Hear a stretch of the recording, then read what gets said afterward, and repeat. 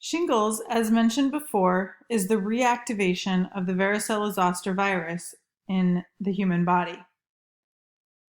This virus can remain in the latent or dormant state for decades, but would be triggered into an active replicating state by lots of different stimuli, including X-ray radiation, some drugs, immunodeficiency, which could occur just as a result of aging, leading to painful eruptions on the skin along the path of the infected nerve cells.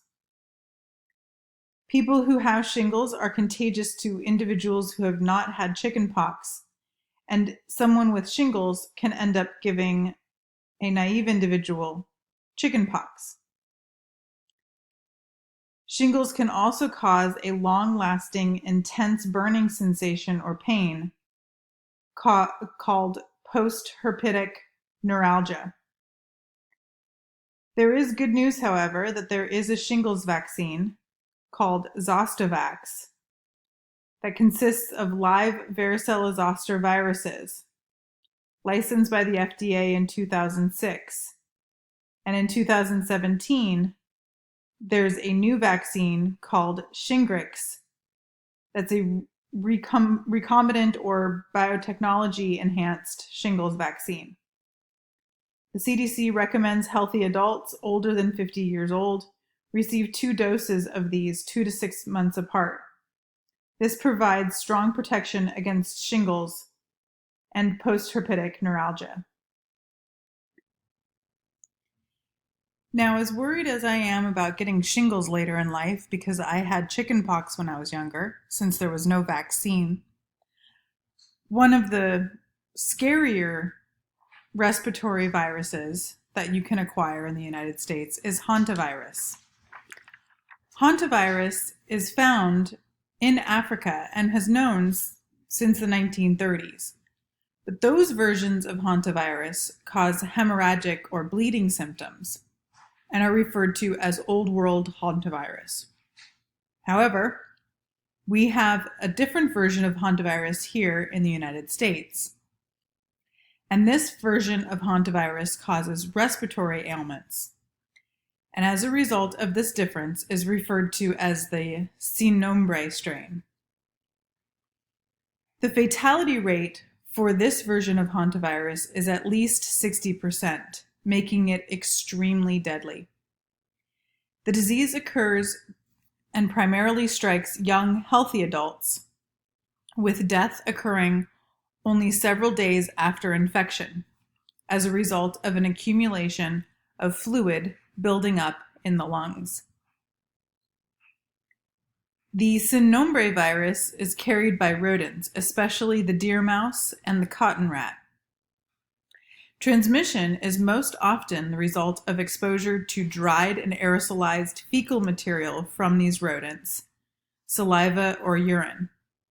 However, it is possible to contract the disease when fresh contaminated rodent droppings get into the eyes, skin, food, or water, or can be acquired as a result of a rodent bite. Thankfully, the sin nombre hantavirus cannot be transmitted from human to human. Diagnosis of this particular virus is difficult because early signs and symptoms of the infection are characteristic of a variety of different viral and bacterial diseases. This is unfortunate since rapid diagnosis is essential in trying to figure out what causes the infection. The most notable cases of hantavirus infecting people here in California happened in 2012 when there were a cluster of cases of campers in Yosemite National Park. 10 people became infected after sleeping in tent cabins as a result of infected deer mice living within the walls of these tent cabins. Unfortunately, 3 of these 10 people ended up dying from this disease. Now, as scary as hantavirus is, it was nowhere near as scary as smallpox once was. Smallpox is caused by variola virus, and it was a worldwide scourge for thousands and thousands of years, likely evolving along with humans. Smallpox killed about 500 million people in the 20th century, more than the 320 million deaths caused by the two world wars, the 1918 influenza pandemic, and HIV/AIDS combined. Survivors of smallpox were often left blind from corneal ulcerations and badly scarred by smallpox. The smallpox was so pervasive that it was considered unusual if someone did not have these permanent scars on their face. Early signs of smallpox include a high fever, fatigue, headache, backache, followed by, in a few days, by a rash concentrated on the extremities, called a centrifugal rash. The rash tends to form on cooler areas of the body, unlike chickenpox, which forms more on the trunk and the face. Eventually, these lesions will fill with pus and crust over, and the crust will dry up and fall off, leaving deeply pitted scars, particularly on the face. There are two strains of variola virus. There's variola major, which has a fatality rate of about 30%, which is extremely high, and variola minor, which is a milder version of the disease with a 1 to 2% fatality rate. The variola virus is transmitted directly from person to person by saliva droplets in the air, but also on the surface of contaminated clothing and bedding that has made contact with the pus-filled blisters. Thankfully, smallpox is now completely eradicated from the natural world. This is a result of the fact that this disease is found only in humans with no other natural reservoirs or biological vectors. The infection is easily diagnosed because of the characteristic rash, and the duration and intensity of the infections are limited to a short period of time. Once you're infected with the rash and smallpox itself, you have permanent immunity. There is a safe, effective, inexpensive, easily administered, stable one-dose vaccine, and the vaccination also lasts for a very long time. The vaccination does result in a permanent and recognizable scar, allowing for healthcare workers to know who has been immunized against smallpox and who has not. The World Health Organization led a campaign to completely eradicate smallpox around the world in 1967. It was to immunize 100% of the world population. At the time, 10 to 15 million cases occurred annually, but over time their strategy changed to what was called ring vaccination, which is to only vaccinate people around newly discovered cases or outbreaks. Smallpox registration cards were also widely used by workers searching for the last remaining cases of smallpox in remote areas of India and Africa. There were even rewards for individuals, both in the healthcare field and in the general population, that could find people who were infected with smallpox, allowing for rapid and effective reporting of the disease even in rural communities.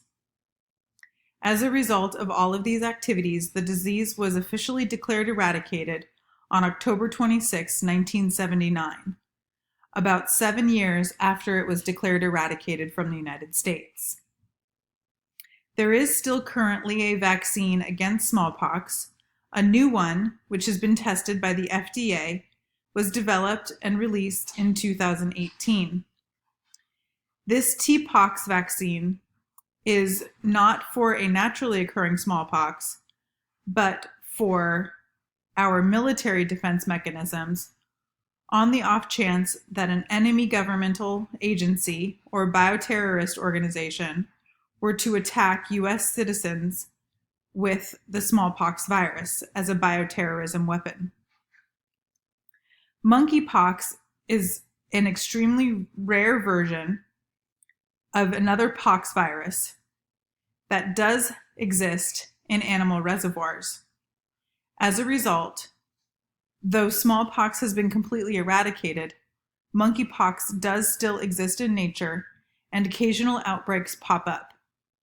However, thankfully, the smallpox vaccine still works against combating monkeypox.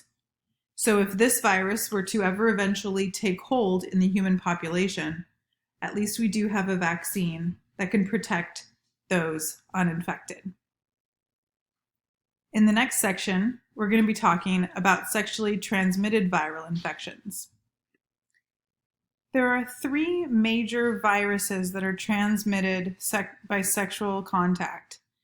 These include HIV, genital herpes, and human papillomavirus.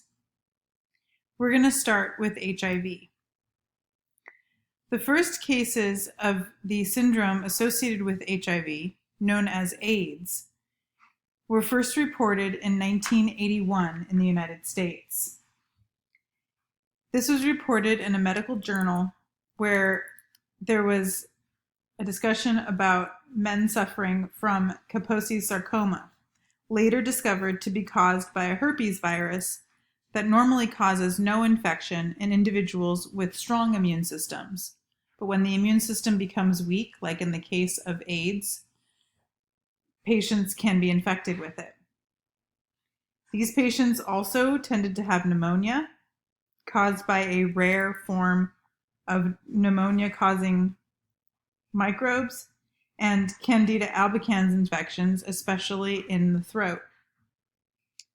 HIV stands for human immunodeficiency virus and leads to or causes the disease known as AIDS, which stands for acquired immune deficiency syndrome. HIV currently has antiretroviral treatments, drugs that can be taken on a regular basis to keep the virus from replicating and causing AIDS.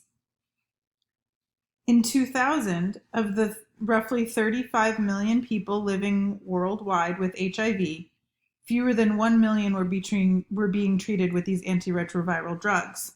However, today, of the roughly 35 million people living with HIV, over 20 million of them are receiving treatment. Most of these in developing countries where HIV infection is the most prevalent. This is a result of the development of infrastructure, lowered drug costs, and release of generic antiretroviral drugs that can be used in these developing countries.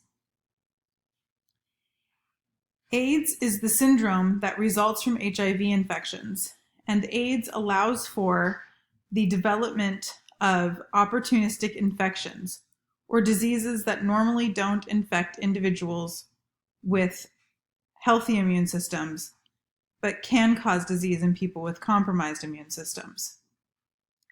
As mentioned, these diseases were first noted in the United States in 1981, and in the 1980s, it became more commonly noted, especially in people with hemophilia, intravenous drug users, gay and bisexual men, and prostitutes with their sexual partners. This is a result of the fact that with hemophilia, there needs to be constant injection of blood products to help save their lives. And in the 1980s, they were not screened for the HIV retrovirus. Intravenous drug users, especially those that use opioids, also can use contaminated needles, as well as gay and bisexual men and prostitutes, where the sex in those instances often results in abrasions to mucosal layers and skin, leading to an increased risk of transmission. We'll continue to talk about HIV and AIDS in the next section.